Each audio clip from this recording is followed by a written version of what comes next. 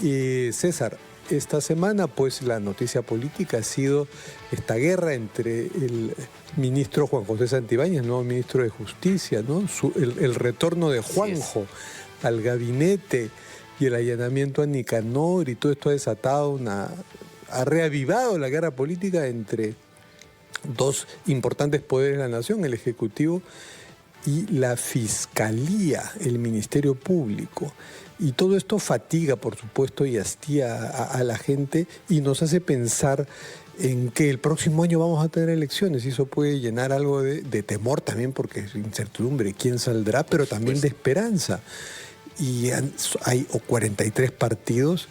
Hemos favorecido aquí en RPP la formación de alianzas para disminuir esa cantidad, que algunos partidos se alíen y vayan en alianzas, y ya se cerró el plazo de revisión de las alianzas y solo hay 3.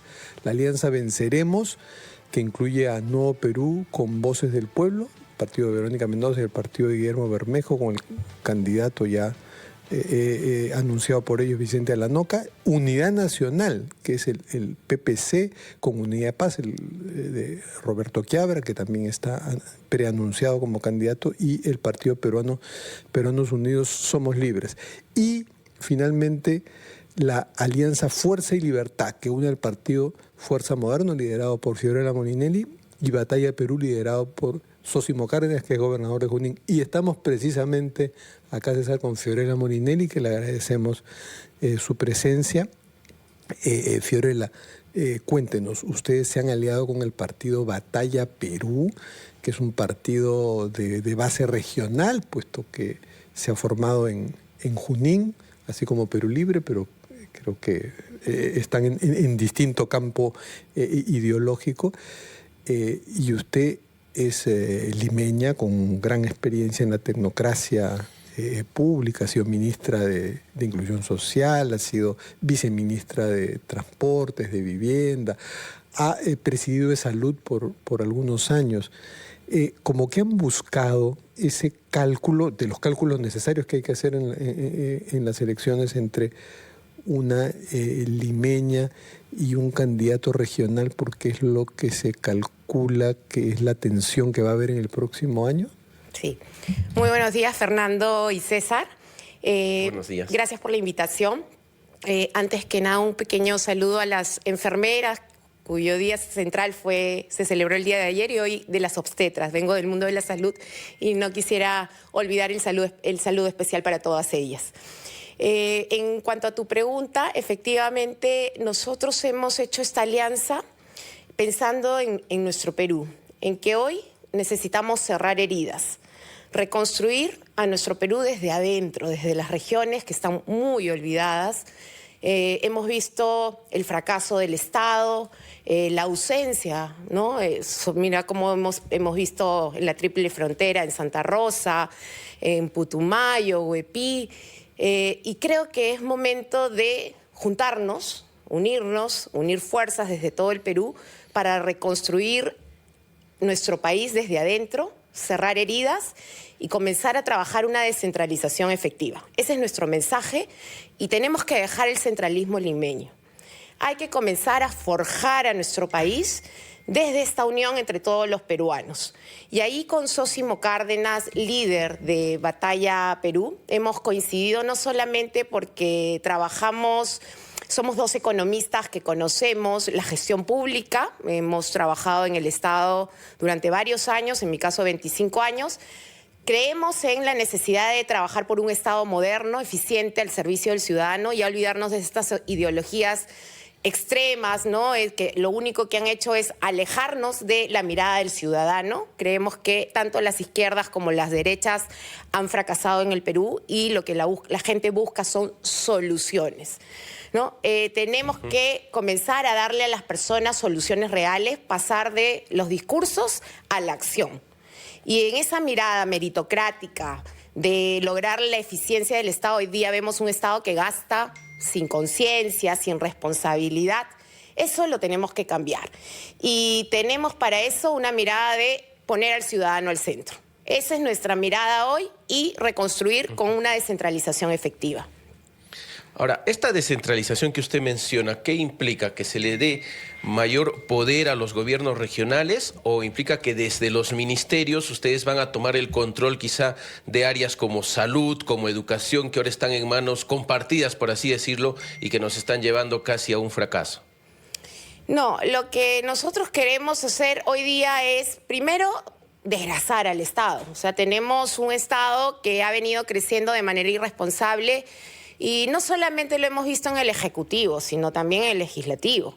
O sea, ¿cuándo hemos visto en el Perú la interpretación de que el Legislativo tenga iniciativa de gasto?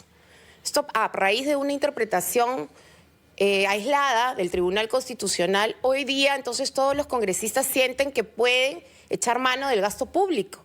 Y entonces tenemos contra las cuerdas al MEF. Los ministerios también hay que comenzar a repensarlos. Nosotros sí somos partidarios de hacer una reducción de los ministerios. Así a lo Milei, fuera, inclusión social fuera, ¿no? Inclusión social no, usted fue ministro. Ecuador lo acaba de hacer, con Noboa, y creo que la distribución de Noboa está, a mi criterio, bastante bien pensada. Creo que nosotros... O sea, ¿qué ministerios uniría, por ejemplo? Por ejemplo, creo que hay que juntar producción con Mincetur, ¿no? La parte de producción con Mincetur es estratégica. Creo que hay que juntar cultura con educación.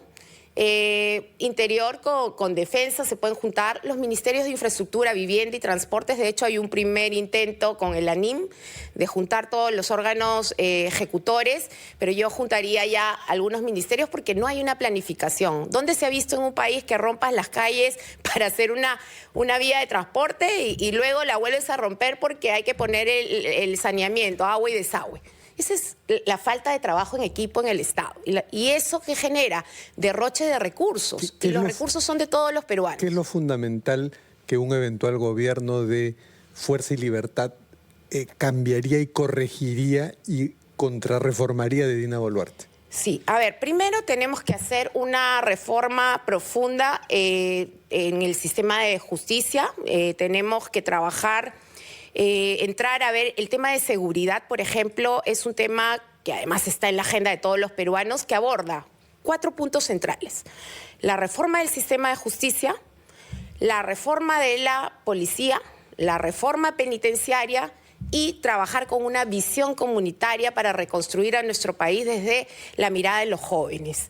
Esta reforma de justicia pasa por tener un mapa más claro del sistema de justicia: cuántos fiscales, cuántos jueces, cuántos procesos hay, digamos, embalsados en el sistema, pero también pasar de jueces provisionales a jueces titulares. Sí. Fiorella, vamos a seguir hablando sobre las propuestas de Fuerza y Libertad y que nos cuenten algunos detalles con quiénes se lanzan, quiénes van a presidir la alianza, pero después de una pausa donde vamos a escuchar mensajes de nuestros anunciantes. Volvemos con Fiorella Molinelli en Ampliación de Noticias, edición de los domingos, en unos instantes. Desde la cabina en Lima, y quien les habla, César Espinosa, desde la ciudad de Arequipa, y nos acompaña además la señora Fiorella Molinelli, líder del partido político Fuerza Moderna, porque además ya en el Jurado Nacional de Elecciones ya se ha inscrito la alianza electoral Fuerza Libertad.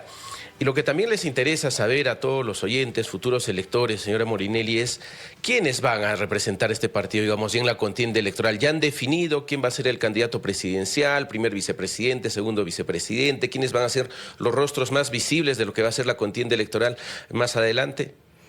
A ver, sí, dentro de las exigencias que nos pone el Jurado Nacional de Elecciones al momento de hacer la alianza es dar la composición de la plancha presidencial. Dentro de lo que es la plancha presidencial, la presidencia ha quedado en Fuerza Moderna, donde estoy de precandidata, porque tenemos que pasar por un proceso de elecciones internas, precandidata a la presidencia, y las 2 vicepresidencias están en Batalla Perú. Existe una posibilidad grande de que el gobernador regional Zósimo Cárdenas renuncie en octubre, está terminando de evaluar, tiene una agenda de compromiso con su región y tiene este octubre para decidir si va acompañándome en la primera vicepresidencia, cosa que me agradaría mucho que lo haga. Y en la segunda vicepresidencia se ha hablado de la posibilidad de que sea una maestra, una docente que ellos tienen dentro de su equipo.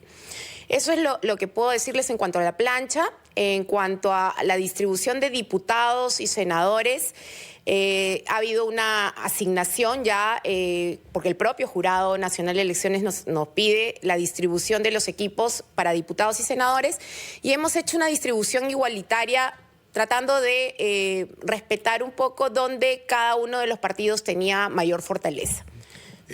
Tengo una curiosidad específica por un expresidente del Perú que he visto que está afiliado a Fuerza Moderna, a su partido, que es Pedro Pablo Kuczynski.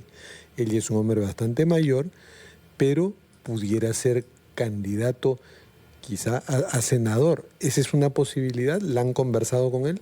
Todavía no hemos conversado ese punto. Yo siempre respeto el derecho constitucional de las personas de hacer vida partidaria y de querer militar en un partido y de expresar, justamente la democracia es esa, de expresar su voluntad de precandidatear.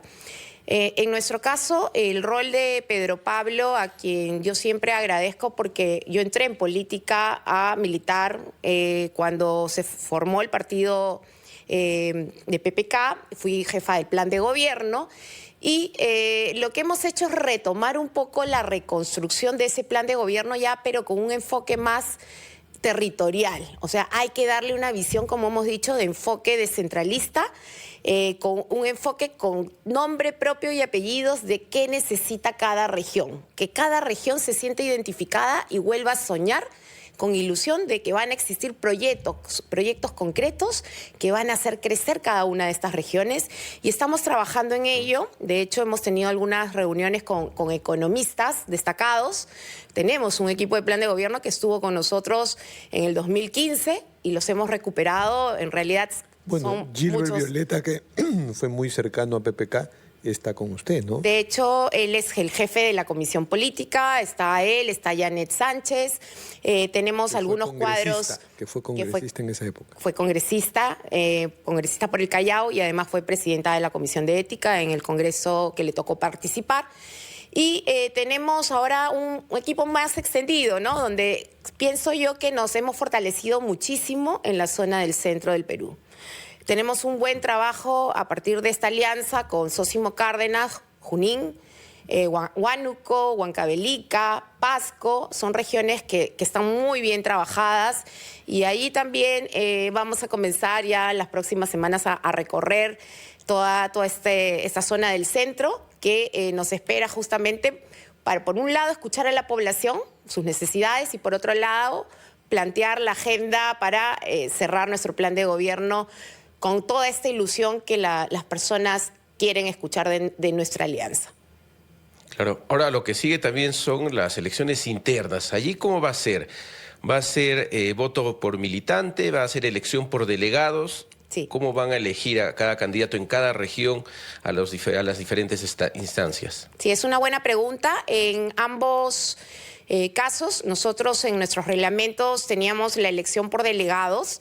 Entonces vamos a tener una votación única, no vamos a hacer por separado cada uno en proporción a las listas que hemos entregado al jurado, sino vamos a demostrar la unión y el orden, porque somos gestores públicos, tenemos que dar el ejemplo, una sola votación por delegados. Y luego vamos a pasar ya a las elecciones de nuestra lista que vamos a presentar sobre los candidatos, tanto para el Senado único, el Senado múltiple, el Parlamento andino, plancha presidencial y diputados. Son cuatro listas y ya estamos organizándonos. En verdad tenemos un trabajo. Acuérdate que somos la alianza que pasó sin observaciones, y acá quiero destacar el trabajo valioso del Jurado Nacional de Elecciones. Miro con mucho optimismo la gestión del señor Burneo, que ha tenido una decencia y una actuación impecable frente a las tachas maliciosas que no habíamos visto. Y esto no lo digo solamente por nuestro partido, lo digo por todo el fortalecimiento de la democracia en el Perú. ¿Te imaginas? 256 candidaturas por cada partido, por 43 partidos, o 40 y tantos. y las tachas, multipliquemos el número, el trabajo para el jurado iba a ser imposible. Las que se vienen son terribles, sí. Y agradecemos aquí en RPP usted y Lourdes Flores hicieron esa denuncia que haya sido atendida además por el Jurado Nacional de Elecciones. Y RPP tuvo un rol importante y yo también quiero agradecer, pero además, respondiendo, vamos a trabajar en equipo por las elecciones, para las elecciones por delegados, que es la modalidad que se ha elegido, y ya se ha comunicado al Jurado Nacional de Elecciones, que ha sido parte de la aprobación. Y en segundo lugar, ya las elecciones primarias, donde se definen las candidaturas de esta alianza. Quería hacer una pregunta porque usted ha dicho que le agradece a PPK que por él entró, o con él entró a la política y ahí hizo un amplio aprendizaje tecnocrático. Estuvo a la cabeza de un ministerio y de ministerios antes, y también con Martín Vizcarra. ¿Qué autocrítica haría ese gobierno, un gobierno con muy buenos cuadros? ¿Por qué no funcionó? Pero más allá de decir, los fujimoristas no nos dejaron gobernar, ¿qué autocrítica que implique algún error propio y que sería un aprendizaje, una lección que usted llevaría en esta campaña presidencial? A ver, yo entré con mucha ilusión. Acuérdate que a las personas que nos hemos formado técnicamente, somos tecnócratas. Durante muchos años en el Estado, yo tenía 18 años trabajando en la zona de los organismos independientes, autónomos, y luego nos tocó pasar a dar el paso hacia la participación ya política, yo particularmente como jefa de un plan de gobierno. Para mí la ilusión que tuve de construir ese plan, que además lo íbamos a poner en acción, en gestión, se vio frustrado por justamente ese congreso que tuvo una participación abrumadora de congresistas. A mí me tocó recibir a muchos congresistas que intentaban todos los días distraer la agenda del hacer. Claro, pero justamente eso es lo que le pedí, pues porque ya sabemos, fue un congreso obstruccionista, mayoría absoluta de Fuerza Popular, censuraron, por ejemplo, a Jaime Saavedra, el ministro de Educación, por gusto. Sí. Pero ¿qué autocrítica que venga de una obstrucción interior, de una falta de prioridades, de algo así del propio Peruanos por el Cambio, que es el partido PPK? Creo que faltó coraje. Si tú me preguntas a mí hoy en día qué es lo que me hizo crecer profesionalmente, y creo que a muchos nos pasó lo mismo, fue el temor que se tuvo frente a justamente ese pelotón. El querer ver cómo apaciguabas las aguas, pero se necesita en algún momento sacar ya, digamos, decir claramente qué es lo que se estaba pasando. Te lo pongo en mi caso, te lo pongo en mi caso de el Congreso. No. Te lo pongo en mi caso de Chinchero, ¿ya? Y yo siempre cuento esta anécdota porque es muy importante, ¿no? De hecho, frente a esta fragmentación política, lo que se quiso en algún momento es tener un segundo conga, y le llamaron Chinchero. Hoy lo digo con total seguridad. Ya el arbitraje internacional se ganó. Se ganó donde se hizo finalmente todo lo contrario a lo que nosotros recomendamos. Dijimos, no podemos caducar una adenda, hay que proteger las inversiones, la seguridad jurídica, y si hay algo que hay que delimitar, se usan las vías institucionales. No podemos tener una Contraloría politizada que apoye a un grupo político. Por ejemplo, la Contraloría tuvo a una persona que politizó el tema, que nos denunció penalmente, pero además hoy día la misma Contraloría se contradice porque ahora está denunciando a los que caducaron el contrato. Entonces ya debería haber un levantamiento o una corrección respecto a los que hicimos las cosas bien. Pero además dijimos, hay que velar por la seguridad jurídica. Hoy, ¿qué ha pasado? El Estado tiene que devolver casi 350 millones al Estado, que era lo que nosotros queríamos evitar. Pero ¿qué tenemos? El arbitraje internacional es cosa decidida, pero tenemos un poder judicial que para ellos las cosas son simples, fáciles, y dicen, no, pues que se resuelva en juicio, pues sigamos pateando porque esto es político. En lugar de resolverlo racionalmente, cuando tú sabes que el Perú necesita a un sistema de justicia concentrado en los verdaderos problemas y males y no politizando la agenda. Entonces tú necesitas jueces y fiscales que tengan conciencia. Esas reformas no se aprovecharon en su momento. Usted mencionaba la palabra justicia además, y quería aprovechar... Solamente un temita, déjame agregar. Logré demostrar que el Contralor tenía una agenda política, porque lo llevé al Poder Judicial, y en el Poder Judicial no solamente lo condené, tuvo que se le condenó con reparación civil hacia mi persona porque dañó mi imagen y mi honor. Me fui al Tribunal Constitucional y gané. El Tribunal Constitucional dijo que había cumplido con mis funciones y tuve 7 años, casi 6 años peleando mi imagen, el cumplimiento de mis funciones. Me inhabilitó el señor Silva, el señor Fugado de Castillo. Me fui a Servir y gané la apelación ante Servir y Servir dijo, la señora Molinelli cumplió con sus funciones. Entonces, seguimos presos de todo este sistema politizado, ¿no?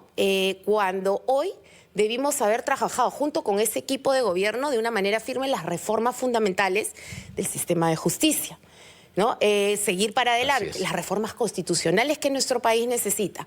Entonces, tratando de buscar esos equilibrios, justamente frente a la descompensación de este Congreso que se perdió mucho tiempo en el año 2016 tratando de buscar esta forma de gobernar, mirando a los ciudadanos, no se pudo trabajar mucho y tampoco hubo una buena comunicación hacia la población para tratar de ganar el respaldo de la gente y lograr esas reformas que el Perú necesita. Usted hablaba de justicia y le pido una respuesta brevísima. ¿Qué opinión sobre el señor Santibáñez? ¿Le parece bien tener un ministro de Justicia con 3 investigaciones, impedido de salir del país, acusado ahora nuevamente de otro tipo de situaciones irregulares? ¿Le hace bien al Estado tener funcionarios como él? No, de ninguna manera. Además, para mí es vergonzoso que el Congreso, que lo censuró, hoy esté mirando al cielo. Esto refleja el cogobierno entre el Ejecutivo y el Legislativo. Toma que te doy. Ya te di por acá un poco más de presupuesto, ya te di todas las concesiones, ahora a mí déjame elegir nuevamente al ministro censurado.